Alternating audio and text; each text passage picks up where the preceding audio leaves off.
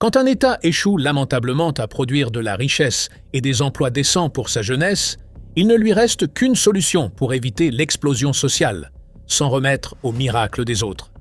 Depuis une décennie, la paix sociale au Maroc ne tient pas grâce aux réformes économiques du gouvernement.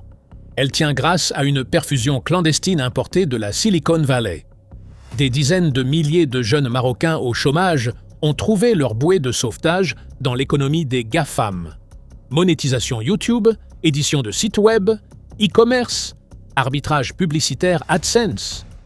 Un modèle de rechange qui a permis à toute une génération de sécuriser des revenus en devises, sans que l'État marocain n'ait eu à lever le petit doigt.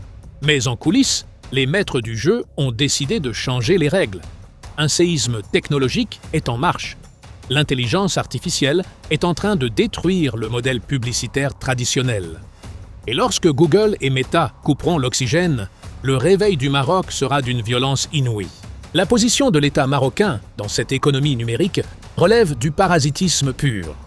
Incapable de réformer son marché du travail ou d'offrir des opportunités réelles, le gouvernement a vu d'un mauvais œil cette masse monétaire échapper à son contrôle.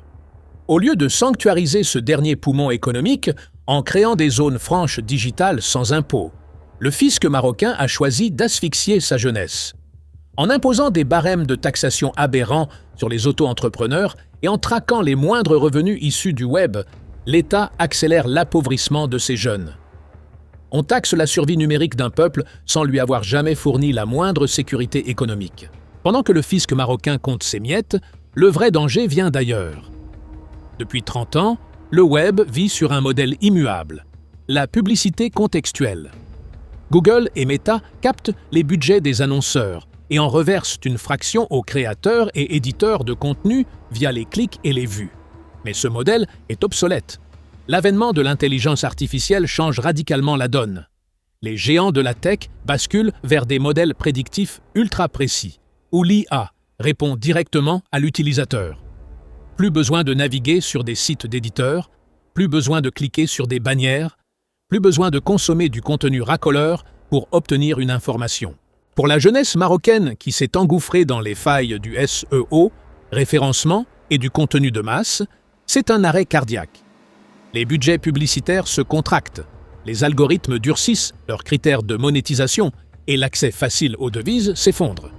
Le modèle de sauvetage n'existe plus. Qu'arrive-t-il à un pays sans usine, sans industrie lourde, sans système éducatif compétitif, lorsque sa seule soupape de sécurité Internet explose? La réalité va s'abattre sur le Maroc comme un couperet. Des milliers de jeunes qui parvenaient à gagner entre 5 000 et 30 000 dirhams par mois derrière leurs écrans vont se retrouver brutalement ramenés à la case départ. Le néant du marché du travail local.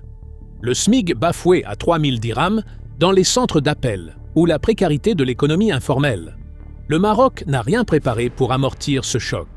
Aucune transition vers une véritable économie de la tech. Aucune industrie de souveraineté. On a laissé la jeunesse se débrouiller seule sur le web. Et maintenant que le web ferme ses portes, le pays se retrouve face à une masse de jeunes qualifiés, ultra connectés, mais économiquement morts. Le pire dans cette tragédie technologique, c'est que personne ne la voit venir. Les anesthésiés d'Internet continuent de scroller, persuadés que le web sera éternellement leur tiroir-caisse. Le Maroc a survécu à ses propres faiblesses en vendant du vent numérique. Mais l'IA ne négocie pas, elle n'a pas d'état d'âme, et elle n'a que faire de la paix sociale d'un royaume d'Afrique du Nord. Le jour où la bascule sera totale, l'illusion du Maroc digital volera en éclats, laissant place à la seule chose que le système sait produire avec constance, de la colère, de la misère et un silence de mort. La réanimation par l'oxygène des GAFAM touche à sa fin. Préparez-vous au blackout.